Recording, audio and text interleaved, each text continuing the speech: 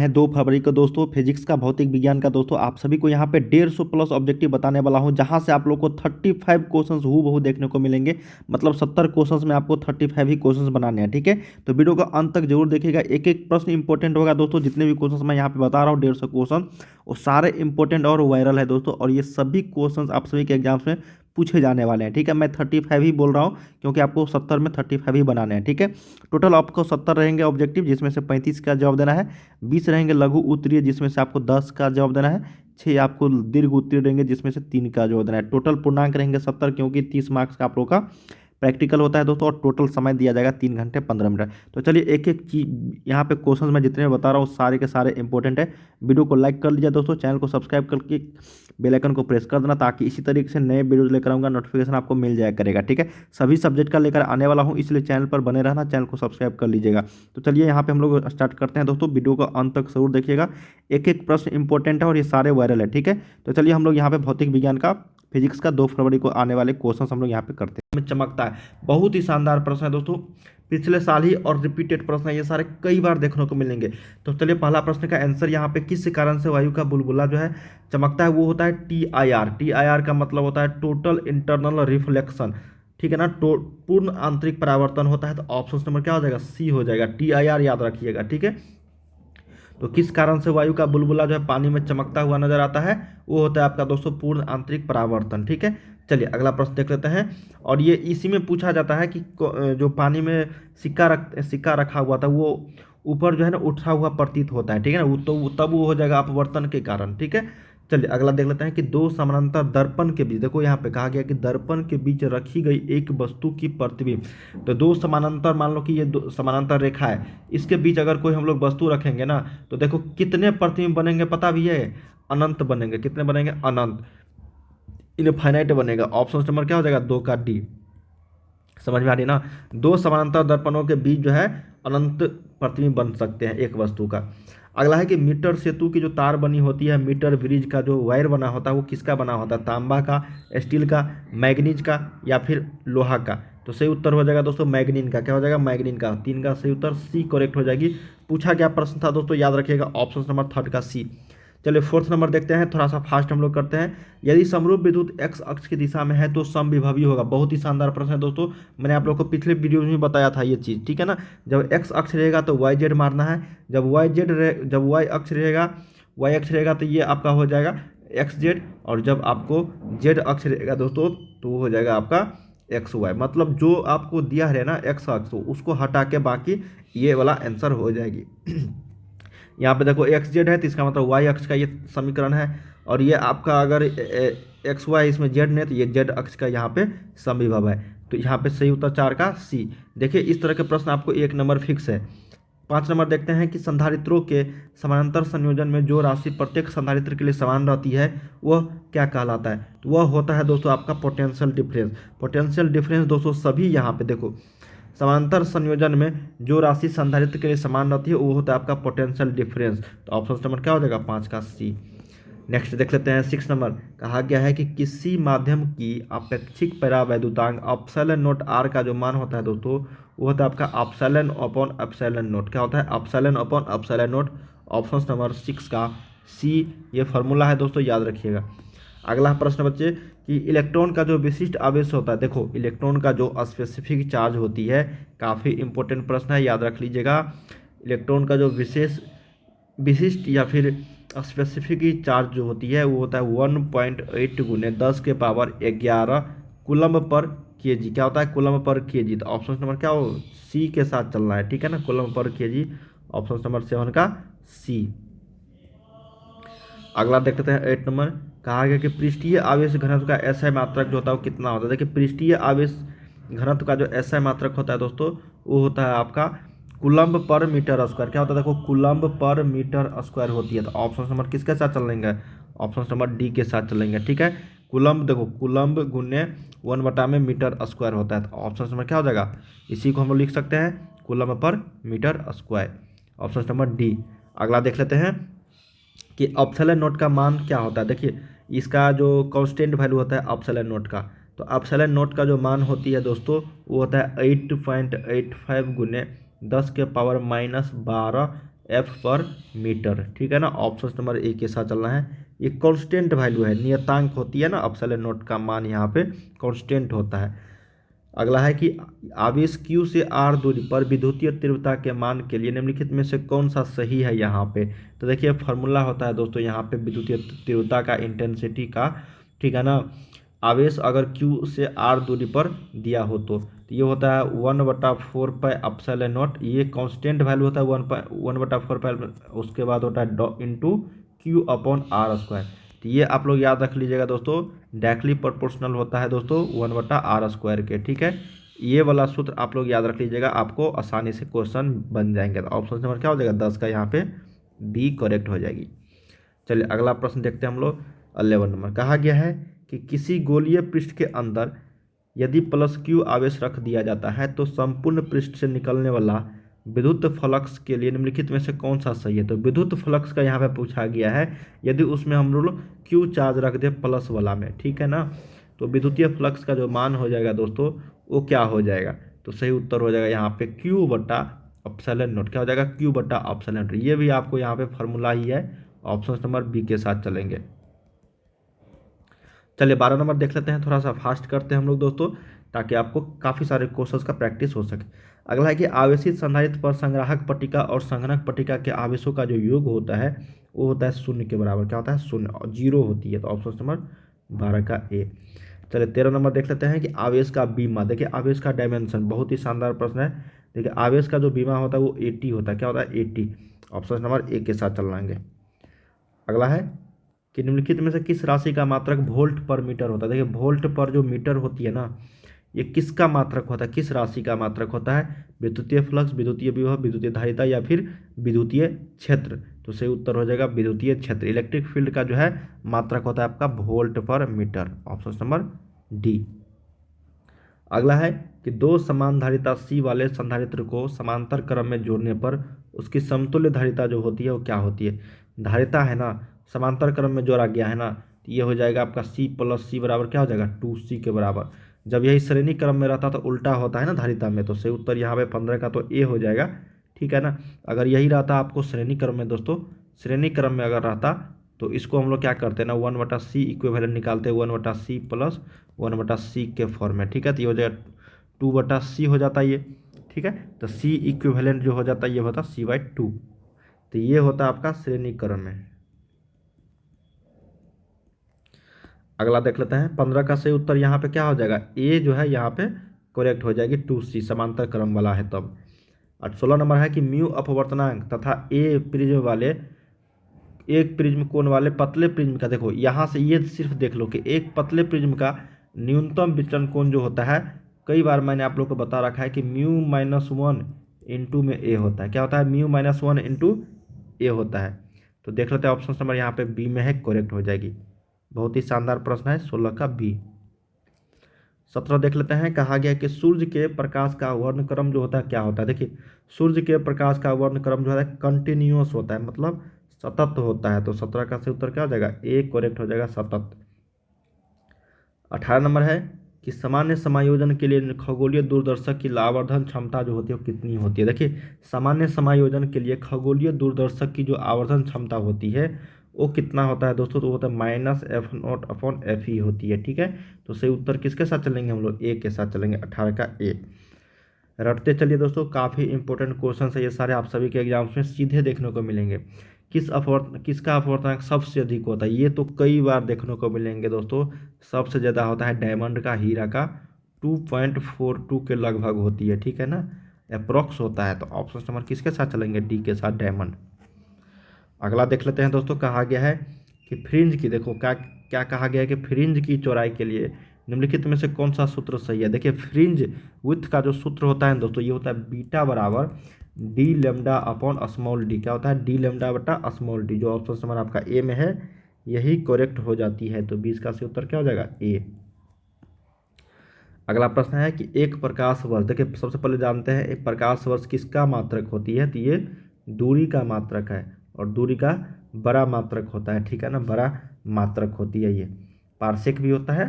तो एक प्रकाश वर्ष बराबर जो होता है वो 9.46 × 10 के पावर क्या होता है 10 के पावर आपको 15 मीटर, कितना होता है 10 के पावर 15 मीटर के बराबर। और यहीं कभी कभी आपको किलोमीटर दे दिया जाएगा तो ये हो जाएगा 10 के पावर 12 किलोमीटर। इतना तो सेम रहेगा 9.46। उसके बाद मीटर रहेगा, सेंटीमीटर में रहेगा तो और यहाँ पे बढ़ जाएगा, ठीक है ना। तो इसलिए चीज़ आपको याद रखनी होगी, मीटर वाला किलोमीटर वाला वो बदल जाएगा, ठीक है। किसी एक को याद रखोगे तो आप आसानी से बना लोगे। तो सही उत्तर क्या हो जाएगा ए, 9.46 गुना 10 के पावर 15। 22 नंबर है कि निम्नलिखित में से कौन पानी के अपवर्तनांक के लिए सही है। तो पानी का अपवर्तनांक भाई कितना होता है, जैसे हीरा का होता है 2.42, उसी तरीके से पानी का अपवर्तनांक कितना होता है। अपवर्तनांक हम लोग म्यू से निरूपित करते हैं, सिंबल है म्यू। तो सही उत्तर हो जाएगा म्यू का मान, मतलब अपवर्तनांक का मान जो होता है 1.33 होता है लगभग में, ठीक है। तो ये पानी का अपवर्तनांक हो गया। तो ऑप्शन नंबर क्या हो जाएगा, ऑप्शन नंबर डी 22 का। चलिए 23 नंबर देख लेते हैं कि सामान्य आँख के लिए स्पष्ट दृष्टि की न्यूनतम दूरी जो होती है वो कितनी होती है। तो हम लोग जानते हैं 25 सेंटीमीटर होता है दोस्तों, ठीक है ना। स्पष्ट दृष्टि की न्यूनतम दूरी, शॉर्टेस्ट लेंथ जो होता है, लीस्ट डिस्टेंस, वो होता है नॉर्मल आई का 25 सेंटीमीटर। अगला है 24 नंबर के निम्नलिखित में से कौन प्रकाश के रंग के लिए मुख्य कारण है।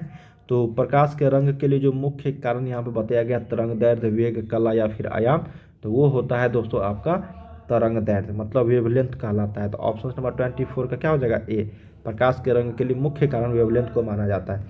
निम्नलिखित में से कौन आवेश रहित है। आवेश रहित मतलब आवेश उसमें नहीं है, चार्जेज नहीं रहेंगे। अल्फा कण, बीटा कण, प्रोटॉन, ये सभी पे है दोस्तों। लेकिन फोटोन कण जो होता है ना, फोटोन कण, इस पर कोई भी चार्ज नहीं होती है ना, नॉट चार्ज होती है, चार्ज इस पर नहीं होता, मतलब आवेश जो है वो नहीं होती है, ठीक है। तो 25 का क्या हो जाएगा सी। अगला देख लेते हैं कि निम्नलिखित में से किसे इलेक्ट्रॉन वोल्ट में मापा जाता है। देखिए ऊर्जा का एसआई मात्रक अगर पूछा जाए ना, एसआई यूनिट, तो वो होता है आपका जूल। अगर व्यवहारिक मात्रक पूछा जाए, व्यवहारिक मात्रक मतलब कमर्शियल यूनिट, इलेक्ट्रॉन वोल्ट हो गया, किलोवाट घंटा हो गया, ये सारे दोनों का यूनिट दोस्तों आपका एनर्जी का है। किसका है, एनर्जी का। तो यहाँ पे भी इलेक्ट्रॉन वोल्ट है, तो 26 का क्या हो जाएगा डी। चलिए 27 देख लेते हैं कि निम्नलिखित में से कौन फोटोन की ऊर्जा के लिए सही है। तो फोटोन की जो ऊर्जा के लिए यहाँ पे सही हो जाएगी, वो आपका यहाँ पे बताना है दोस्तों, वो जगह एच सी अपॉन लेमडा। क्या हो जाएगा, एच सी अपॉन लेमडा सूत्र है कि फोटोन की ऊर्जा का। ऑप्शन नंबर 27 का बी। 28 नंबर देखते हैं, कहा गया है कि U238-92 में न्यूट्रॉन की संख्या क्या होगी। देखिए न्यूट्रॉन की संख्या निकालने के लिए हम लोगों को 238 में से आपको 92 यहाँ पे इलेक्ट्रॉन की परमाणु संख्या आपको घटानी है द्रव्यमान संख्या में से, वो तो न्यूट्रॉन की संख्या आ जाएगी। तो ये हो जाएगा लगभग 146। ऑप्शन नंबर सी के साथ चलना है, यही आपको राइट हो जाएगी। चलिए अगला प्रश्न देखते हैं 29 नंबर कि निम्नलिखित में से कौन सा सही है, कौन सा सही है ये बताना है दोस्तों। तो बताओ कौन सा सही है। यहाँ पे दार्शनिक टू बाइनरी वाला है। तो हम लोग जानते हैं दोस्तों, जैसे यहाँ पे 2 के 4 निकालना है ना, तो 2 के पावर ये 0 हो गया, 2 के पावर 1 हो गया, 2 के पावर 2 हो गया, ठीक है। तो 2 के पावर 2 कितना होता है 4, प्लस 2 के पावर 1 2 गुने 0 0, और ये 0 से मल्टीप्लाई करेंगे तो 0 ही आएगा, तो इसका मतलब 4। तो ऑप्शन नंबर आपका ए ही सही है यहाँ पे, ठीक है ना। 4 को हम लोग बाइनरी में लिखेंगे 100, जैसे 4 को लिखेंगे कितना 100 बाइनरी में, ठीक है। ऑप्शन नंबर क्या हो जाएगा 29 का ए। बाकी सारे गलती है दोस्तों, ये कोई और मान निकल जाएगा इन सब का। तो यहाँ पे 29 का जो सही उत्तर ए के साथ चलना है। अगला देख लेते हैं कि द्विआधारी योग, बाइनरी जो एडिशन होता है ना, जैसे 0 और 1 का ही प्रयोग किया जाता है, ठीक है। तो 1 + 1 के जो बराबर होता है वो आपको बताना है। तो 1 + 1 के जो बराबर अगर हम लोग बोलेंगे दोस्तों, तो वो आपका 1 0 के बराबर ही होगा, 10 के बराबर, ठीक है। 1 + 1। ऑप्शन नंबर क्या हो जाएगा 30 का सी। अगला देख लेते हैं कि और गेट के लिए बुलियन व्यंजक क्या होता है। देखिए नंड गेट के लिए होगा, एंड गेट के लिए होगा, नॉट गेट के लिए होगा, नंड गेट के लिए होगा, और गेट के लिए। चारों गेट दोस्तों 3 तो बेसिक होते हैं, लेकिन नंड गेट भी पूछा जाता रहा है। और गेट के लिए बताइए, यहाँ पे बुलियन व्यंजक पूछा गया था। और गेट के लिए होता है सिंपल a + b = c होता है, इसमें रेकरिंग और ये वाला नहीं होता है, डॉट वाला, ठीक है। 32 है कि चुंबकशीलता होता है। तो चुंबकशीलता जो होता है परमिबिलिटी, वो क्या होता है, देखिए उस जिसको हम लोग म्यू से निरूपित करते हैं, तो म्यू का मान होता है आपका B/H। क्या होता है B/H, ठीक है, तो 32 का सही उत्तर क्या हो जाएगा, ए करेक्ट हो जाएगी। चलिए 33 देखते हैं कि पृथ्वी के चुंबकीय ध्रुव पर नमन कोण का मान क्या होता है। देखिए इस तरह के प्रश्न को आप लोग समझ जाओ दोस्तों, काफ़ी इंपॉर्टेंट रहेगा आप सभी के लिए। मान मान लो दोस्तों कि ये आपका यहाँ पे ये आपका क्या है, पृथ्वी है, ठीक है, और ये जो मैंने आपको खींचा ये आपको क्या है, इक्वेटर है, जिसको हम लोग ई से निरूपित कर, और ये आपको नॉर्थ पोल हुआ, ये आपको साउथ पोल हुआ, ठीक है। इक्वेटर पर नमन कोण का मान दोस्तों 0 डिग्री होता है, ठीक है, और पोल पे, दोनों पोल पे, पोल जिसको हम लोग ध्रुव बोलते हैं 90 डिग्री होती है। अब बताओ चुंबकीय ध्रुवों पर नमन कोण का मान कितना होगा, 90 डिग्री होगी, ठीक है। और इक्वेटर पे कभी कभी चुंबकीय ध्रुव नहीं देके विषुवत रेखा पर पूछ दिया जाएगा, तो ये होता है आपको विषुवत रेखा पर। देखिए इस तरीके के क्वेश्चन मैंने आप लोग को 3 बता दिए हैं, ठीक है, तो ये होता है विषुवत रेखा पर, तो सही उत्तर यहाँ पे क्या हो जाएगा, 33 का सी करेक्ट हो जाएगी, 90 डिग्री, ठीक है। चलिए अगला प्रश्न देखते हैं। कहा गया कि चुंबक की ज्यामितीय लंबाई एल तथा चुंबकीय ज्यामितीय लंबाई एल चुंबकीय लंबाई एल में संबंध जो होता है क्या होता है। देखिए ज्यामितीय लंबाई और चुंबकीय लंबाई में जो होता है याद रखिएगा, एल जो होता है मतलब चुंबकीय लंबाई जो होता है दोस्तों, और इसका जो एल होता है ज्यामितीय लंबाई का, उसका अनुपात होता है आपका 5/6, ठीक है ना। तो ये हो जाएगा आपका 6Lm बराबर 5Lg के बराबर होती है, 6Lm बराबर 5Lg। तो देख लेते हैं यहाँ पे Lm बराबर, तो Lm बराबर निकालेंगे यहाँ से क्या हो जाएगा, 5/6 और Lg हो जाएगी, जो ऑप्शन नंबर आपका ए में है यही करेक्ट हो जाएगा, 34 का ए। स्टार लगा लो, काफ़ी इंपॉर्टेंट क्वेश्चन है ये। 35 देखते हैं कि एक्स किरणों के तरंगदैर्ध्य का जो मान होता है वो कितना होता है। देखिए एक्स किरणों के जो तरंगदैर्ध्य का मान होता है वो लगभग 10⁻⁻7 मीटर के बराबर होती है, तो सही उत्तर क्या हो जाएगा, 35 का ए अबाउट 10⁻⁻7 मीटर होता है, ठीक है। जब एक्स अक्ष की दिशा में हो तो समविभवी होगा वाई जेड तल में, जब आपको वाई अक्ष में पूछा जाए तो ये हो जाएगा आपका एक्स जेड तल में, और जेड अक्ष पूछा जाए तो ये हो जाएगा एक्स वाई तल में। समझ में, जो अक्ष पूछा जाए उसको हटा के बाकी तल हो जाएगा। जैसे एक्स अक्ष पूछा गया था तो वाई जेड तल में, ठीक है। देखो यहाँ भी एक्स है, यहाँ भी एक्स है, तो ये दोनों नहीं होगा, ठीक है ना। ये होता है जेड अक्ष के, ये जेड अक्ष की दिशा में, और ये होता है आपका वाई अक्ष की दिशा में। तो इस तरह के प्रश्न जब भी पूछा जाएगा दोस्तों तो आप लोग बना पाओगे, मुझे उम्मीद हो गया है। इस तरह के प्रश्न 1 नंबर आपको कन्फर्म है, रहेगा ही रहेगा। चलिए अगला प्रश्न देख लेते हैं। कहा गया कि एक रेडियो एक्टिव तत्व की जो अर्ध आयु है, हाफ एज जो है यहाँ पे, हाफ लाइफ ऑफ पीरियड, वो है 1600 वर्ष। कितना है, 1600 वर्ष है, ठीक है। इसकी मध्य आयु कितनी होगी। देखिए दोस्तों हाफ लाइफ निकाला है, टी हाफ, ठीक है ना। मध्य आयु निकालना है आप लोग को। देखिए इसमें हम लोग क्या करेंगे ना 0.693 आप लोग जानते होंगे दोस्तों, 0.693, इसमें हम लोग 1600 में 0.693 से क्या करेंगे, हम लोग भागा दे देंगे, ठीक है। जो आएगा वही इसका क्या होगा, माध्य आयु होगा, क्या होगा, एवरेज लाइफ होगा, एवरेज एज, ठीक है। तो ये हो जाएगा लगभग 2308 पॉइंट कुछ कुछ होता है, तो इसको हम लोग लगभग में क्या लिखेंगे, 2309 वर्ष, जो ऑप्शन नंबर आपका ए में है यही करेक्ट हो जाएगी। सिंपल प्रश्न है दोस्तों, हो सकता है आपको यहाँ से अंक चेंज कर दे, तो आप क्या करोगे 0.693 से उसमें भागा दे दोगे, ठीक है। चलिए अगला प्रश्न देख लेते हैं, 3rd नंबर। अंत तक देखना दोस्तों, एक एक प्रश्न मैं आप लोग को बता रहा हूँ, एक एक प्रश्न इंपॉर्टेंट है आप सभी के लिए, ठीक है ना, एग्जाम्स के लिए। किसी अर्धचालक का तापमान गुणांक का जो मान होता है वो क्या होता है, धनात्मक, ऋणात्मक, शून्य या फिर अनंत। देखिए किसी भी अर्धचालक का जो तापमान गुणांक होता है वो आपका दोस्तों ऋणात्मक कहलाता है। क्या होता है, ऋणात्मक होता है, निगेटिव होती है, तो सही उत्तर 3 का क्या हो जाएगा, बी। चलिए अगला प्रश्न देखते हैं, 4th नंबर। कहा गया कि लेजर क्रिया के लिए आवश्यक क्या है। देखिए लेजर एक्शन जो होता है, लेजर के लिए आवश्यक चीज़ उच्च ताप होता है, अर्धचालक होता है, उच्च दाब या फिर संख्या परिवर्तन। देखिए लेजर क्रिया के लिए जो आवश्यक होता है ना वो संख्या परिवर्तन है, पॉपुलेशन इन्वर्सन। सही उत्तर क्या हो जाएगा, ऑप्शन नंबर डी हो जाएगा, संख्या परावर्तन। 4 का सही उत्तर डी। पूछा गया प्रश्न था, स्टार लगा लो, पूछा जाएगा, ठीक है। अगला देख लेते हैं कि ट्रांसफार्मर के क्रोड को परतदार किस लिए रखा जाता है। परतदार रखा जाता है दोस्तों, लेमिनेट किया जाता है कोर को, कोर ऑफ द ट्रांसफार्मर को, ठीक है। ऊर्जा क्षय कम करने के लिए, मात्रा क्षय कम करने के लिए, आवेश क्षय कम करने के लिए, या फिर इनमें से कोई नहीं। देखिए सही उत्तर हो जाएगा इसका ऊर्जा क्षय को कम करने के लिए इसका उपयोग किया जाता है। 5 का ए सही उत्तर हो जाएगी। 6 नंबर देख लेते हैं, थोड़ा सा फास्ट हम लोग करते हैं दोस्तों, कि इलेक्ट्रॉन, प्रोटॉन और न्यूट्रॉन के लिए जो कौन सी राशि समान होती है। देखिए इलेक्ट्रॉन, प्रोटॉन, न्यूट्रॉन जो है ये पदार्थ के मौलिक कण है दोस्तों, बेसिक पार्टिकल है। इसमें कौन सा राशि जो समान होती है, द्रव्यमान, आवेश, संवेग या फिर ऊर्जा। देखिए इसमें जो राशि जो होती है वो संवेग जो होता है, मोमेंटम आपका, जिसको हम लोग पी से निरूपित करते हैं, वो आपका समान होती है, ठीक है ना। ये संवेग जो राशि है ना तीनों में समान होती है। तो ऑप्शन नंबर 6 का सी के साथ चलेंगे। अगला देख लेते हैं 7 नंबर, कि नाभिकी की खोज किसने किया था, मतलब न्यूक्लियस वाज डिस्कवर्ड बाय। देखिए नाभिकी की जो खोज किया था वो किया था रदरफोर्ड ने। किसने?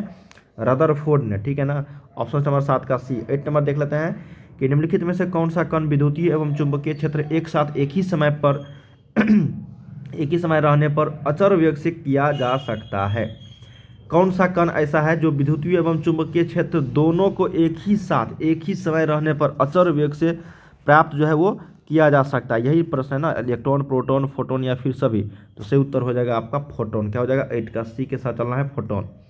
चलिए अगला देख लेते हैं 9 नंबर। कहा गया है कि निम्नलिखित में से कौन सी घटना प्रकाश के कण प्रकृति को प्रदर्शित करता है। तो देखिए पदार्थ प्रकाश के कण प्रकृति को, ठीक है ना, यहाँ पे प्रैक्टिकल नेचर ऑफ लाइट को यहाँ पे बोला गया है ना, कण प्रकृति को प्रदर्शित करता है। व्यतिकरण, प्रकाश विद्युत प्रभाव या फिर प्रकाश का ध्रुवण या फिर कैथोड किरण का निकलना। देखिए फोटो इलेक्ट्रिक इफेक्ट जो होता है, प्रकाश विद्युत प्रभाव, यही आपको प्रकाश के कण प्रकृति को प्रदर्शित करता है, ठीक है। ये घटना तो फोटो इलेक्ट्रिक इफेक्ट हो जाए। ऑप्शन नंबर बी के साथ चलना है। 10 नंबर, ये तो बहुत ही वीवी है दोस्तों, और हर सेट में, हर एग्जाम्स में, हर प्रीवियस ईयर्स में देखने को मिलेंगे कि भाई पतले प्रिज्म द्वारा न्यूनतम विचलन कोण का जो मान होता है, angle of moment, minimum deviation for a thin prism is. तो देखिए म्यू -1 इंटू क्या होता है, ए होता है म्यू -1, ये याद रखिएगा। ऑप्शन नंबर आपका सी हो जाएगा, 10 का सी, म्यू -1 इंटू ए।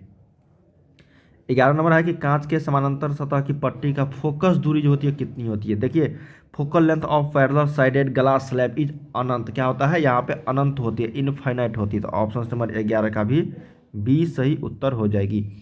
अगला देख लेते हैं। अब देखिए हीरा के लिए क्रांति कोण। देखिए दोस्तों 3 तरह के पूछे जाते हैं आप सभी के एग्जाम में, और तीनों दोस्तों एक न एक एग्जाम से आप लोगों से पूछ जाएगा। एक हीरा का, एक कांच का, ठीक है, और एक आपका पानी का। तीनों का आप लोग को याद रखना है। जैसे यहाँ पे पूछा गया है कि हीरा के लिए क्रांति कोण कितना होता है तो हीरा के लिए दोस्तों क्रांति कोण होता है 24.41 डिग्री। क्या होता है? 24.41 डिग्री, ठीक है। और ये होता है आपका पानी के लिए। क्या होता है? ये पानी के लिए, ठीक है। तो तीनों ये आप लोग को याद रखना है, कांच, पानी और हीरा, ये तीनों चीज़ आप लोगों को क्रांति कोण किसी न किसी कोई ना कोई एक पूछा जाएगा आपको। जैसे यहाँ पे हीरा के लिए पूछा गया था, तो 12 का सही उत्तर क्या हो जाएगा? ए। चलिए 13 नंबर देख लेते हैं कि अवरोध के किनारे प्रकाश का मुड़ना कहलाता है। देखिए अवरोध के किनारे प्रकाश का जो मुड़ना कहलाता है उसको हम लोग बोलते हैं डिफ्रैक्शन दोस्तों। क्या बोलते हैं? विवर्तन। क्या बोलते हैं? विवर्तन। ऑप्शन नंबर आपको 13 का बी के साथ चलना है, विवर्तन कहते हैं। चलिए अगला देख लेते हैं 14 नंबर, कि सामान्य समायोजन में एक सरल सूक्ष्मदर्शी की जो आवर्धन क्षमता होती है। बहुत ही शानदार प्रश्न है दोस्तों। ये होता है आपका 1 + d/f, ठीक है। ऑप्शन नंबर क्या हो जाएगा यहाँ पे? ए इज द राइट आंसर हो जाएगा, 14 का सही उत्तर। चलिए 15 नंबर देख लेते हैं, कि 4 डायोप्टर क्षमता के लेंस की फोकस दूरी क्या होगी। क्या दिया गया है? डायोप्टर का मान दे दिया गया है आपको 4 डायोप्टर, ठीक है। और हमको फोकस दूरी निकालना है, क्या होगा। तो हम लोग जानते हैं दोस्तों डी बराबर होता है 1/f, या फिर f बराबर होता है 1/d, ठीक है। तो डी का मान कितना है यहाँ पे? 4 है। तो हम लोग सेंटीमीटर में निकालेंगे या फिर मीटर में। देखो अगर हम लोग सेंटीमीटर में निकालेंगे तो ये 100/4 हो जाएगा, तो ये 25 सेंटीमीटर हो जाएगा। तो 25 सेंटीमीटर है, कहीं ऑप्शंस में नहीं है, तो यहाँ पे 0.25 है, ये गलत है। इसको हम लोग 25 सेंटीमीटर को मीटर में बदलेंगे तो 100 से भाग दे देंगे, तो ये हो जाएगा 0.25 मीटर। जो ऑप्शन नंबर आपका ए में है यही करेक्ट हो जाएगी। 4 का क्या हो जाएगा? ए, यहाँ सॉरी 15 का ए करेक्ट हो जाएगा यहाँ पे, ठीक है। सिंपल प्रश्न था। अगला देख लेते हैं, प्रोटॉन का विराम द्रव्यमान क्या होता है? The rest mass of proton is. देखिए प्रोटॉन का जो विराम द्रव्यमान है, रेस्ट मास है, वो 0 होती है। क्या होती है? 0। ऑप्शन नंबर 16 का सही उत्तर ए हो जाएगा। अगला देख लेते हैं 17 नंबर, कि फैराडे का विद्युत चुंबकीय प्रेरण का नियम किसके संरक्षण का परिणाम है। बहुत ही शानदार प्रश्न है दोस्तों, कि फैराडे का एक विद्युत चुंबकीय प्रेरण का नियम है जो किसके संरक्षण का परिणाम है, ठीक है, वो आपको बताना है। तो सही उत्तर हो जाएगा यहाँ पे 17 का एनर्जी का दोस्तों, है ना। ऊर्जा संरक्षण का ये परिणाम है चुंबकीय प्रेरण का नियम। बहुत ही शानदार प्रश्न है ये। 17 का सही उत्तर हो जाएगा बी, एनर्जी। अगला देख लेते हैं 18 नंबर कि गर्म करने पर अर्धचालकों का प्रतिरोध क्या होता है। अर्धचालक सेमीकंडक्टर्स ऑफ रेसिस्टेंस यहाँ पे ऑन हीटिंग। हीट देने पर गर्म चालकों का गर्म करने पर अर्धचालकों का जो प्रतिरोध होता है वो क्या होगा। देखिए किसी भी चीज़ को अगर हम लोग गर्म कर देंगे, अर्धचालक पदार्थ को, अर्धचालक का कोई भी तत्व को, तो उसका प्रतिरोध जो होगा वो डिक्रीजेज होगा। क्या होगा? डिक्रीजेज होगा। सही उत्तर क्या हो जाएगा? 18 का ए। चलो 19 नंबर देख लेते हैं कि निम्नलिखित में से किसका अपवर्तनांक सबसे अधिक हो। ये देखिए क्लास 10th 9th से भी आप लोग पढ़ रहे होंगे कि हीरा का जो सबसे ज़्यादा अपवर्तनांक होता है दुनिया में। ठीक है, दुनिया में जितने भी तत्व है, पदार्थ है, उसमें सबसे ज़्यादा हीरा का अपवर्तनांक होता है 2.42 के आसपास। क्या था? 2.42 के आसपास होता है। तो 19 का सही उत्तर क्या हो जाएगा? सी। अगला देख लेते हैं कि मानव नेत्र का विभेदन क्षमता होता है। देखिए मानव नेत्र का जो विभेदन क्षमता होता है, the resolving power of a human eyes, ये पूछा गया प्रश्न दोस्तों। सही उत्तर हो जाएगा 60 सेकेंड। क्या हो जाएगा? 60 सेकेंड। 20 का बी आपका सही उत्तर। अगला देख लेते हैं कि नंद गेंट के लिए बुलियन व्यंजक। देखिए 3 तरह के बेसिक गेंट होते हैं और यहाँ पे चारों में से किसी न किसी एक चीज़ का आपको बुलियन व्यंजक जो है पूछ लिया जाएगा। हर बार एग्जाम में पूछे जाते हैं, तो एक चीज़ आपको याद रखना है। यहाँ पे नंद गेंट पूछ दिया गया है, तो नंद गेंट का बुलियन व्यंजक होता है ए डॉट बी के ऊपर रेकरिंग बराबर होता है वाई, जो ऑप्शन नंबर आपका ए में है। ठीक है, सही उत्तर क्या हो जाएगा? 21 का ए। अगला देख लेते हैं 22 नंबर की 1 किलोग्राम मात्रा के तुल्य ऊर्जा लगभग कितनी होती है। देखिए 1 किलोग्राम मात्रा का तुल्य ऊर्जा लगभग होता है दोस्तों 10 के पावर 17 जूल के बराबर। किसके? 17 जूल के बराबर। तो ऑप्शन नंबर क्या हो जाएगा? 22 का सी। ये आपको याद रखना होगा कि 1 किलोग्राम मात्रा तुल्य की ऊर्जा जो है लगभग कितनी होती है, वो 10 के पावर 17 जूल। ठीक है ना, उसको जूल में बदलना होगा, तो ये 10 के पावर 7 जूल के बराबर आ जाता है, इक्विवेलेंट हो जाती है।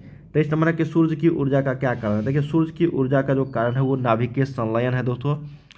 ठीक है ना, ऑप्शन नंबर बी के साथ चलना है, न्यूक्लियर फ्यूजन। ऑप्शन नंबर 23 का क्या हो जाएगा? बी। सूर्य का जो विकिरण है, किरण जो है, वो नाभिकीय संलयन के द्वारा ही हम लोगों के पास पहुंचता है। तो ऑप्शन नंबर क्या हो जाएगा? 23 का बी। निम्नलिखित में से किसका वेधन क्षमता अधिकतम होती है। तो देखिए वेधन क्षमता की अगर बात करेंगे सबसे ज़्यादा होती है दोस्तों, वो तो आपका गामा रेज का। किसके? गामा रेज का। तो 24 का सही उत्तर क्या हो जाएगा? डी। बहुत ही शानदार प्रश्न है गामा रेज। अगला देख लेते हैं 25 नंबर की ट्रांजिस्टर में पी एन जंक्शन की संख्या कितनी होती है। तो देखिए ट्रांजिस्टर में जो होती है पी एन जंक्शन, उसकी संख्या की बात करेंगे तो वो 2 होती है। कितनी होती है? 2 होती है। तो ऑप्शन नंबर 25 का भी सही उत्तर बी के साथ चलना है। 26 नंबर देख लेते हैं कि अल्फा कण जो होता है वो क्या होता है। देखिए अल्फा कण जो होता है वो आपका हीलियम न्यूक्लियस है दोस्तों, हीलियम का नाभिक होता है। सही उत्तर क्या हो जाएगा? 26 का ए, हीलियम नाभिक। अल्फा कण हीलियम नाभिक।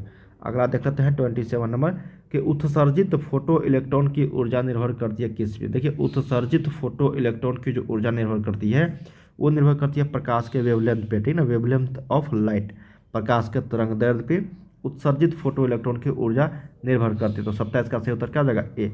दोस्तों इस तरीके के प्रश्न मैं आप लोगों को कई बार यहाँ पे अपलोड करने वाला हूँ, बताने वाला हूँ। सारे जितने भी मैंने आप लोगों को बताया कि 300 प्लस प्रश्न मैं आप लोगों के लेकर आ रहा हूँ, एक ही वीडियो में मैं आप लोग को डाल दूंगा, ताकि सभी प्रश्न आपको एक ही जगह मिल जाए। ठीक है, तो वीडियो को सब्सक्राइब कर लेना दोस्तों चैनल को, ताकि इसी तरीके से नया पार्ट लेकर आएगा, नोटिफिकेशन आपको मिलता रहेगा। अब 28 नंबर है दोस्तों, और ये सारे क्वेश्चन जितने भी मैं बता रहा हूँ बहुत ही इंपॉर्टेंट है। ठीक है ना, अब देखिए यहाँ पे सामान्य मानव आँख के लिए स्पष्ट दृष्टि का न्यूनतम दूरी, कहीं कहीं आप लोगों को न्यूनतम फोकस दूरी देखने को मिलेंगे, तो फोकस दूरी वाला में अलग आंसर हो जाती है। ठीक है ना, उसमें भी आपको 25 सेंटीमीटर दिया रहेगा, जो गलत हो जाएगी। तो 28 का क्या हो जाएगा? सही उत्तर सी करेक्ट हो जाएगी। अगला देख लेते हैं 29 नंबर की एक उत्तल लेंस का ऊपरी आधा भाग को अगर काला कर दिया जाता है तो उसके सामने रखी वस्तु के जो प्रतिबिंब होगा, बहुत ही शानदार प्रश्न है, याद रख लीजिएगा।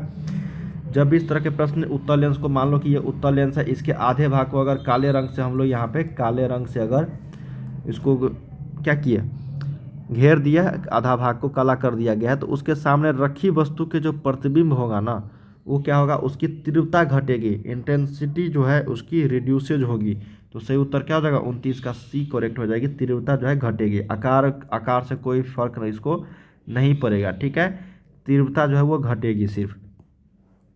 अगला है 30 नंबर की एक समान फोकस दूरी f के दो लेंस संपर्क में समान प्रधान अक्ष पर रखा जाए तो समतुल्य फोकस दूरी क्या होगी। तो उसी तरीके से जैसे 1/f हम लोग निकालते हैं दोस्तों, तो 1 ये f1 हो जाएगा और ये 1/f2 हो जाएगी। समझ में आ रही ना। तो ये हो जाएगा आपका f1 प्लस f2 बटा में f1 इंटू f2। ठीक है, तो ये ऊपर में चला जाता है आप लोगों का, तो सही उत्तर यहाँ पे क्या हो जाएगा f/2 हो जाएगा। क्या हो जाएगा f/2। ऑप्शन नंबर यहाँ पे सी जो है ये करेक्ट हो जाएगी। ठीक है ना। चलिए अगला देख लेते हैं यहाँ पे कि फैराडे नियतांक का मात्रक क्या होता है। देखिए फैराडे नियतांक का जो मात्रक होता है वो कूलम्ब पर मोल होता है। क्या होता है कूलम्ब पर मोल। ऑप्शन नंबर बी करेक्ट हो जाएगी। 31 का क्या हो जाएगा बी यहाँ पे सही उत्तर। 32 देख लेते हैं कि चोक कुंडली का शक्ति गुणांक होता है। देखिए चोक कुंडली का शक्ति गुणांक जो होता है वो 0 के बराबर होती है। सही उत्तर the power factor of choke coil is option number 32 का ए करेक्ट। चलिए 33 नंबर देख लेते हैं कि समान प्रतिरोध वाले n प्रतिरोधों का श्रेणी क्रम तथा समांतर क्रम संयोजन से प्राप्त समतुल्य प्रतिरोधों का अनुपात क्या होता है। देखिए एक बार हम लोग क्या करेंगे, और प्रतिरोध वाले हैं इसका मतलब धारा से रिलेटेड है दोस्तों। ठीक है ना, धारिता से नहीं है, धारा से। ठीक है ना। तो n प्रतिरोधों का श्रेणी क्रम, तो सबसे पहले हम लोग श्रेणी क्रम का जो n प्रतिरोध है उसका करेंगे, उसके बाद समांतर क्रम वाला। ठीक है, दोनों का जो अनुपात होगा ना, दोनों का जो अनुपात होगा दोस्तों वो आपका n² के बराबर हो जाएगी। किसके बराबर हो जाएगा n। तो हम लोग जानते हैं दोस्तों अगर मान लो कि n प्रतिरोधों का जो प्रतिरोध है n प्रतिरोध वाले, उसका श्रेणी क्रम अगर निकालेंगे तो वो n के बराबर ही हो जाता है। किसके बराबर n के बराबर ही। ठीक है, और समांतर क्रम में ये होता है 1/n के बराबर। तो ये n जो है ऊपर चला जाएगा तो ये n² के इक्वल हो जाएगा। बहुत ही सिंपल प्रश्न था, कई बार देखने को मिलेंगे ये प्रश्न। सही उत्तर 33 का बी करेक्ट हो जाएगी। अगला देख लेते हैं 34 नंबर कि जब कोई श्वेत प्रकाश किरण किसी प्रिज्म से गुजरती है तो किस रंग के लिए विचलन कोण का मान सबसे अधिकतम होता है। देखिए प्रिज्म से अगर गुजरती है ना तो विचलन कोण का मान सबसे अधिकतम होता है बैगनी रंग का, और सबसे कम होता, सबसे ज़्यादा होता है इसका। देखो ना, मान लो कि ये प्रिज्म है। ठीक है ना, विचलन मतलब सबसे ज़्यादा विचलित कौन सा होता है। देखो यहाँ से किए हम तो 7 रंगों में आपका विभक्त हो गया। ठीक है, यहाँ पे भी होता है और यहाँ पे रेड होता है। देखिए सब ये मान लो ये विचलन कोण हुआ, विचलन कोण। ठीक है, विचलित हुआ तो सबसे कम कौन सा हुआ, रेड हुआ। ऊपर में जो रहेगा सबसे कम होगा।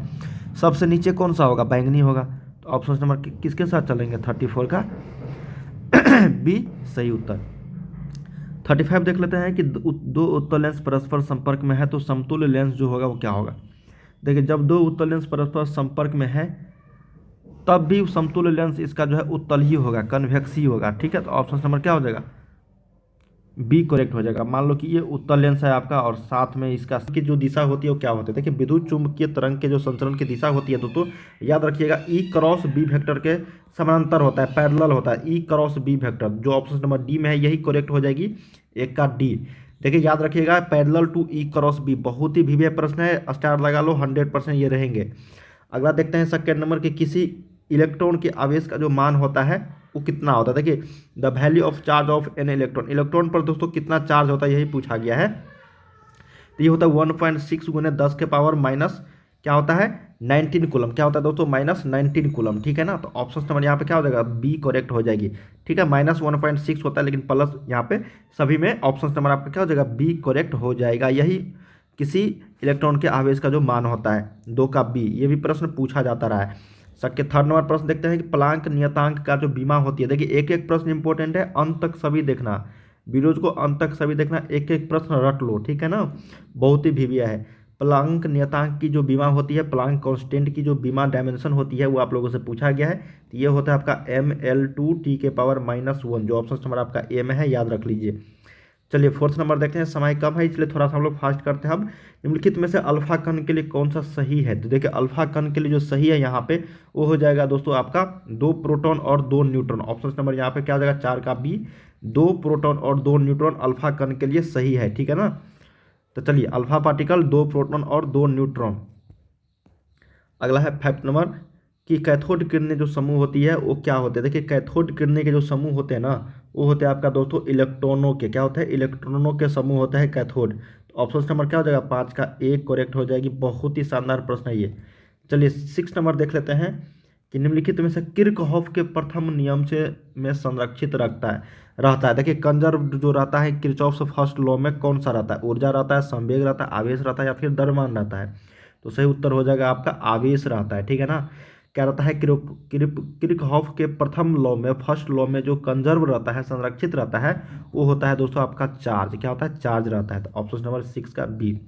चलिए 7 नंबर देख लेते हैं। कहा गया कि निम्नलिखित में से कौन सा सही है। देखिए 1 किलोवाट घंटा सबसे पहले जानते हैं किसका मात्रक है, व्यवहारिक तो ऊर्जा का है ना, ऊर्जा का व्यवहारिक मात्रक है किलोवाट घंटा। तो 1 किलोवाट घंटा बराबर जो होता है दोस्तों ये होता है आपका 3.6 गुने क्या होता है 3.6 गुने 10⁻6 जूल। जो ऑप्शन नंबर आपका ए में है यही करेक्ट हो जाएगी। 7 का क्या हो जाएगा ए। 8 नंबर है कि आदर्श वोल्ट मीटर का प्रतिरोध, देखिए आइडियल वोल्ट मीटर का जो रेसिस्टेंस होता है ना ये आपको बताना है। तो ये होता है इनफाइनाइट। क्या होता है, इनफाइनाइट, अनंत होती है। ऑप्शन नंबर डी के साथ चलना है। अगला देख लेते हैं। सो प्रेरकत्व का एसआई मात्रा, देखिए सेल्फ इंडक्टेंस हो या फिर इंडक्टेंस हो दोनों का मात्रक कूलम, वोल्ट, ओम या फिर हेनरी। तो सही उत्तर हो जाएगा यहाँ पे हेनरी होता है। क्या होता है, हेनरी, जिसको हम लोग एच से निरूपित करते हैं, हेनरी हो जाएगी सही उत्तर। अगला देख लेते हैं 10 नंबर। कहा गया कि प्रत्यावर्ती परिपथ में 220 वोल्ट का शिखर मान होता है। देखिए peak value of alternating current दिया गया है 220 वोल्ट, ठीक है ना। तो शिखर धारा का जो मान होता है बहुत ही वीवी है, स्टार लगा लो, ये 100% रहेंगे ही रहेंगे, ठीक है ना। इसका फॉर्मूला भी पूछा जा सकता है। तो सही उत्तर हो जाएगा आपका 220 इंटू √2 होता है, ठीक है ना। तो ऑप्शन नंबर क्या हो जाएगा 220 √2 वोल्ट शिखर मान का। ऑप्शन नंबर क्या हो जाएगा यहाँ पे बी करेक्ट हो जाएगी, ठीक है ना। √2 गुने शिखर धारा होता है यहाँ पे, शिखर धारा का मान जो भी दिया गया है यहाँ पे प्रत्यावर्ती परिपथ में अल्टरनेटिंग करंट में। 10 का बी। अगला देख लेते हैं 11 नंबर कि निम्नलिखित में से कौन व्यंजक विद्युत शक्ति के लिए सही है। देखिए ये प्रश्न 100% रहेंगे, है ना, इसी टाइप के रहेंगे या फिर इससे जुड़े जो रिलेटेड क्वेश्चंस रहेंगे। देखिए हम लोग जानते हैं एक होता है दोस्तों P बराबर वी आई, क्या होता है P बराबर वी आई, और एक होता है V बराबर आई आर। इसी दोनों फार्मूला के मदद से हम लोग P का मान निकाल लेंगे, मतलब विद्युत शक्ति का। अगर P बराबर वी आई दिया रहेगा तो वी आई आंसर हो जाएगा, नहीं तो यहाँ से V बराबर आई आर, V का मान आई आर देंगे यहाँ पे। तो देखिए ये हो जाएगा आई आर गुने आई, ये हो जाएगा आपका आई स्क्वायर आर। देखते हैं आई स्क्वायर आर है नहीं है, ये भी फार्मूला होगा, ठीक है ना, सही। अब देखते हैं P बराबर, यहाँ से हम लोग आई का मान निकाल सकते हैं V बटा आर। तो हम लोग क्या करेंगे V को रहने देंगे और आई के जगह पे V बटा आर लिख देंगे। तो ये हो जाएगा V² आर। देख लेते हैं ये ऑप्शन में है क्या। तो ऑप्शन नंबर आपका सी में है, यही करेक्ट हो जाएगा 11 का सी। देखिए ये प्रश्न आप सभी को एग्जाम्स में रहेंगे और ये दोनों फार्मूला आप लोग को याद रख लेना, V बराबर आई आर और P बराबर वी आई, ठीक है। चलिए अगला प्रश्न कहा गया 12 नंबर। कहा गया है कि कांच के समानांतर सतह की पट्टिका का फोकस दूरी जो हो तो कितना होता है। देखिए बहुत ही शानदार प्रश्न है। Focal length of parallel sided glass slab is, देखिए कांच के समांतर सतह की पट्टी का जो फोकस दूरी होगा वो अनंत होता है, इनफाइनाइट होता है। तो क्या हो जाएगा 12 का सही उत्तर बी आपका करेक्ट हो जाएगी, ठीक है, इनफाइनाइटी। अगला देख लेते हैं 13 नंबर। कहा गया कि रचनात्मक व्यतिकरण के लिए कलांतर जो होता है phase difference of for constructive interference. बहुत ही शानदार प्रश्न है दोस्तों, याद रखिएगा। फाई बराबर होता है आपका 2n पाई। क्या होता है 2n pi. Option number A के साथ चलना है, राइट आंसर हो जाएगी। अगला देख लेते हैं जल के लिए क्रांति कोण। मैंने आप लोग को बताया था दोस्तों कांच के लिए और हीरा के लिए, ठीक है। इस तीनों को आप लोग को याद रखना है, एक न एक आप लोग के एग्जाम में पूछ दिया जाएगा, ठीक है। जैसे यहाँ पे जल के लिए पूछा गया है तो जल का जो क्रांति कोण होता है वो आपको बताना है। तो ये होता है 48.75 डिग्री, ठीक है। क्या होता है 48.75 डिग्री। ऑप्शन नंबर 14 का डी करेक्ट हो जाएगी, ठीक है। और ये हीरा का होता है। अगला देख लेते हैं यहाँ पे 15 नंबर। यदि हवा में प्रकाश का वेग va है, वेलोसिटी ऑफ एयर, और पानी में प्रकाश का वेग vw, वेलोसिटी ऑफ यहाँ पे w वाटर हो, तब क्या होगा, क्या रिलेशन बनेगा, संबंध बनेगा। देखिए हमेशा याद रखिएगा जो प्रकाश का वेग है हवा में सबसे ज़्यादा होगा पानी के अपेक्षा, ठीक है। तो ये वाला साइन देखना va के इधर घुमा हुआ रहेगा, ठीक है, va के तरफ। देख लेते हैं ऑप्शन नंबर यहाँ पे बी में ही है va। ऑप्शन नंबर क्या हो जाएगा यहाँ पे बी इज द राइट हो जाएगी। चलिए 16 नंबर देख लेते हैं। बहुत ही शानदार प्रश्न था दोस्तों, याद रखिएगा। प्रकाश के अपवर्तन में निम्नलिखित में से कौन भौतिक राशि नहीं बदलता है। देखिए जितने भी क्वेश्चन मैंने आप लोगों को मैथमेटिक्स से बताए हैं सभी लगभग लगभग लड़ चुके हैं, ठीक है ना। Chemistry, physics, biology, Hindi, English में भी लड़ेंगे, ठीक है। इस चीज़ को आप लोग याद रखिए। और सारे प्रश्न दोस्तों जितने भी बता रहा हूँ सारे के सारे इंपॉर्टेंट है। अगला है कि प्रकाश के अपवर्तन में कौन सी राशि नहीं बदलती है ना, तीव्रता, वेग, तरंगदैर्घ्य या फिर आवृत्ति, तो उसको बोलते हैं आवृत्ति। फ्रीक्वेंसी दोस्तों नहीं बदलती है, तो ऑप्शन नंबर क्या हो जाएगा, डी करेक्ट हो जाएगी, फ्रीक्वेंसी। चलिए 17 नंबर प्रश्न देखते हैं, कहा गया है 17 नंबर में कि पतले प्रिज्म, देखिए बहुत ही शानदार प्रश्न है, रिपीटेड प्रश्न है दोस्तों, और लिख लो ये प्रश्न आएंगे ही आएंगे कि पतले प्रिज्म द्वारा न्यूनतम विचलन कोण का जो मान होता है वो μ-1 × a वाला होगा। क्या होगा, सूत्र होता है μ-1 × a, ठीक है ना। ये रिलेशन होता है पतले विचलन कोण का, पतले प्रिज्म द्वारा न्यूनतम विचलन कोण। 18 नंबर है कि उत्तल लेंस की फोकस दूरी 1 मीटर दिया गया है, तो इसकी शक्ति क्या होगी। तो उत्तल लेंस की फोकस दूरी कहा गया 1 मीटर, तो ये हम लोग जानते हैं उत्तल लेंस में जो फोकस दूरी है तो मुख्य फोकस वो पॉजिटिव होती है, ठीक है। तो यहाँ पे इसलिए +1 मीटर दिया गया है। तो इसकी शक्ति, तो पावर ऑफ डायरेक्टर यहाँ पे पूछा गया है ना, पावर पूछा गया है दोस्तों इसका, तो ये हो जाएगा आपका 1 क्या हो जाएगा बताओ, 1/f। तो 1/f कितना है 1, तो ये हो जाएगा 1 dioptre. Option number C correct हो जाएगी। अगर यही 100 मीटर आता तो ये हो जाता आपका कितना, ये अलग हो जाता, ठीक है ना। इसका आंसर 100 यहाँ पे हो जाता, ठीक ना। 1 मीटर जगह पे 100 रहता, तब 100 डायोप्टर हो जाता, लेकिन मीटर दे दिया गया है इसलिए यहाँ पे 1 डायोप्टर सिर्फ होगा।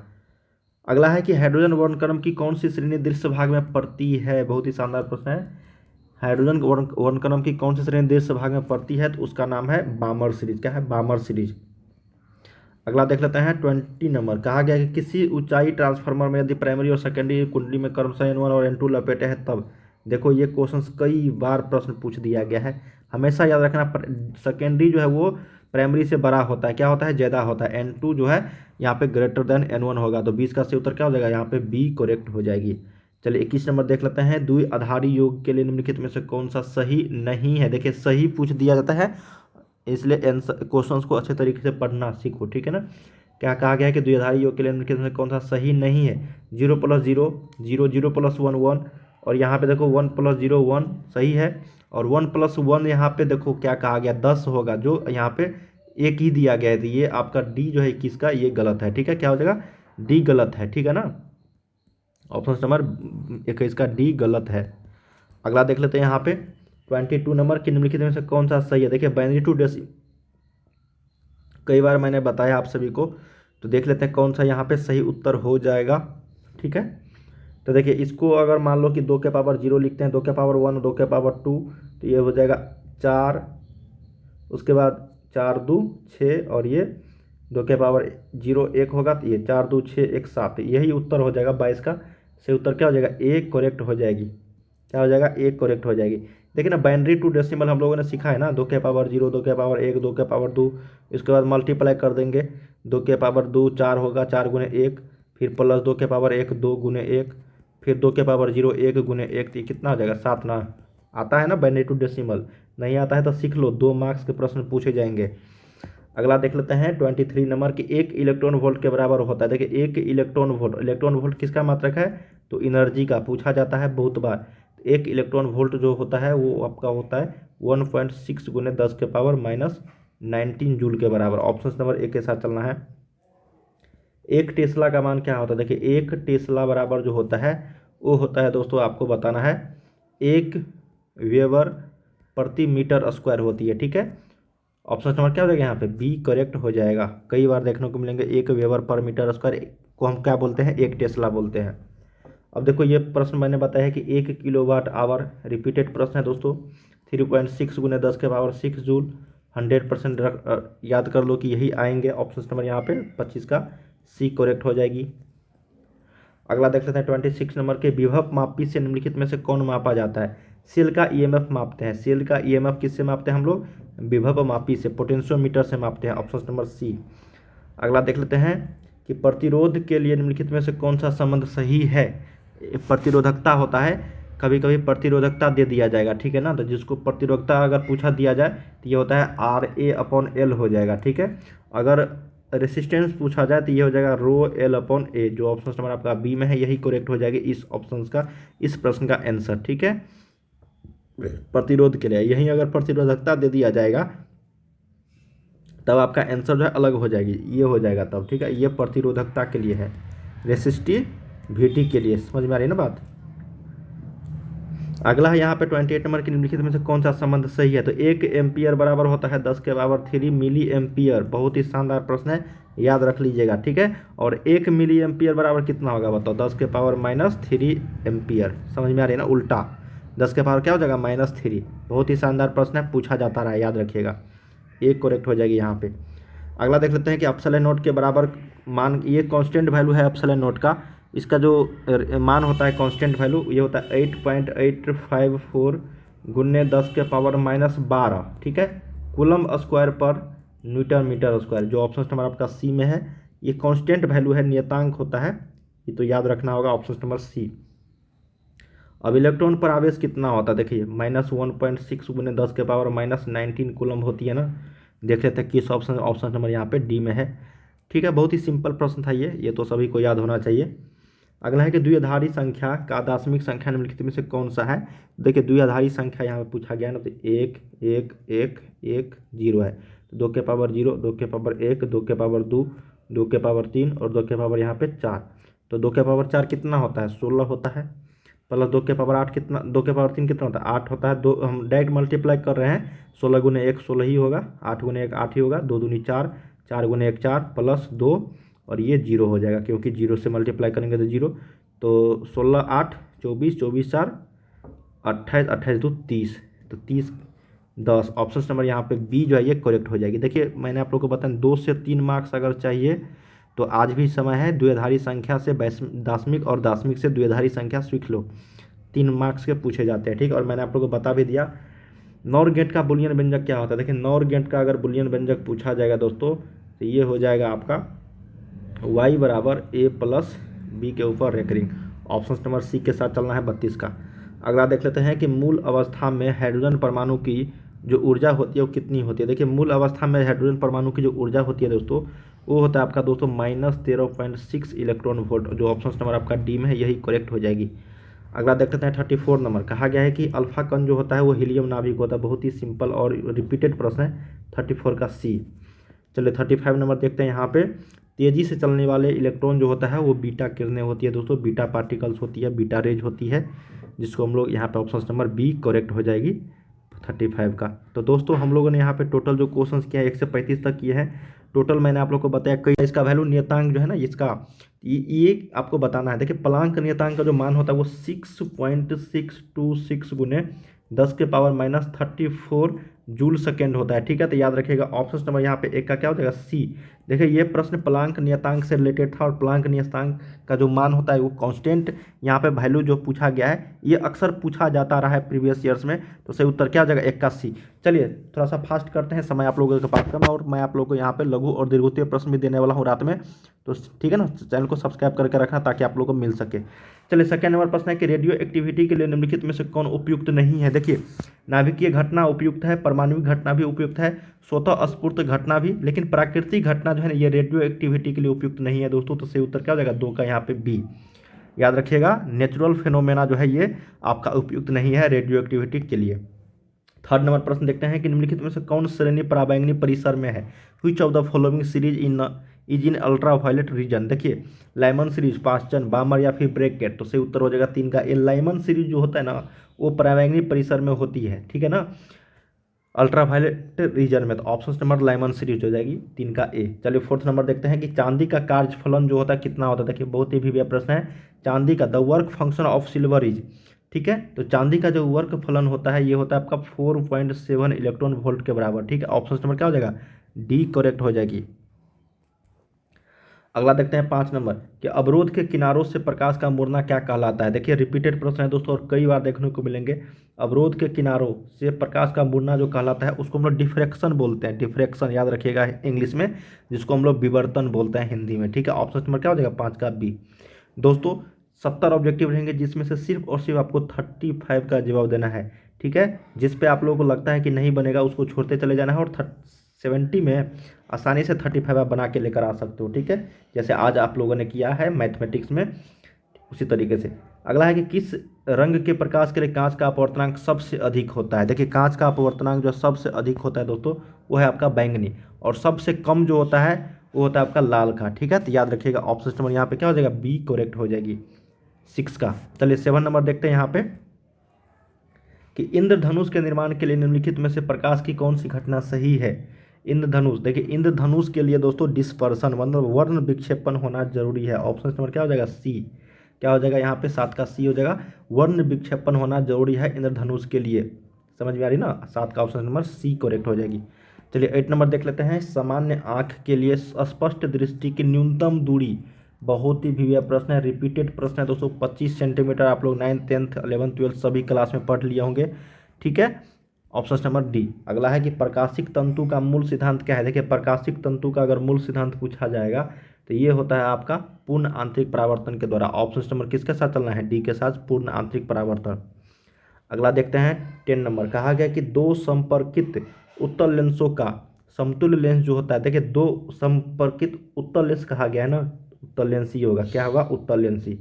और जब अवतल पूछा जाएगा तो अवतल ही होगा। ठीक है, तो क्या हो जाएगा 10 का से उत्तर ए करेक्ट हो जाएगी आपका, कन्वेक्स ही होगा।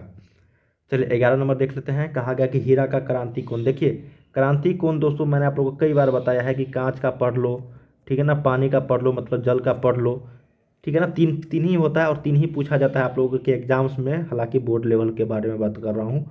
तो हीरा का जो क्रांति कोण होता है वो 24.41 होता है, ये आपका पानी का हो जाता है। ठीक है ना, तो ये चीज़ आप लोग को यहाँ पे याद रखना होगा। समझ में आए ना। चलिए 11 का क्या हो जाएगा, एक करेक्ट हो जाएगी। चलिए 12 नंबर देखते हैं कि सामान्य आंख के लिए लेंस का फोकस दूरी। देखिए फोकस दूरी लगभग होता है, देखिए पढ़ो अच्छा से। कहा गया है कि सामान्य आंख लेंस का फोकस दूरी जो है लगभग होता है वो 2 सेंटीमीटर के बराबर होता है। कई सारे छात्र बिना पढ़े लिखे यहाँ पे 25 सेंटीमीटर लगा देगा, जो गलत हो जाएगी। क्या हो जाएगा, 2 सेंटीमीटर होता है। ठीक है, स्पष्ट दृष्टि की न्यूनतम दूरी ये होती है, लेकिन जब फोकस दूरी की बात करेगी तब 2 सेंटीमीटर होगा। अगला है सामान्य समायोजन में सरल सूक्ष्मदर्शी का आवर्धन क्षमता होता है। देखिए आप लोग बोलोगे सर ये कई बार आप लोग आपने बता दिया है, तो भाई रिपीटेड प्रश्न है, क्या बताओ, ये प्रश्न पूछा ही जाता है। तो 1+d/f याद रखिएगा, ऑप्शन नंबर ए। चलिए 40 नंबर देख लेते हैं, कहा गया कि चुंबकन तीव्रता की जो इकाई होती है क्या होती है। देखिए चुंबकन तीव्रता की जो इकाई होती है ना, ये आपको बताना है, तो ये होता है ampere per metre. Option number C correct हो जाएगा, AM-1। अगला देख लेते हैं यहाँ पे 15 नंबर कि प्रत्यावर्ती धारा का मूल वर्ग माध्य मान जो होता है वो क्या होता है। देखिए अल्टरनेटिंग करंट में पूछा गया है रूट मीन स्क्वायर का वैल्यू क्या होती है। तो इसका जो फार्मूला होता है दोस्तों वो होता है शिखर धारा का मान बटा √2 होता है। क्या होता है, शिखर धारा का मान बटा √2।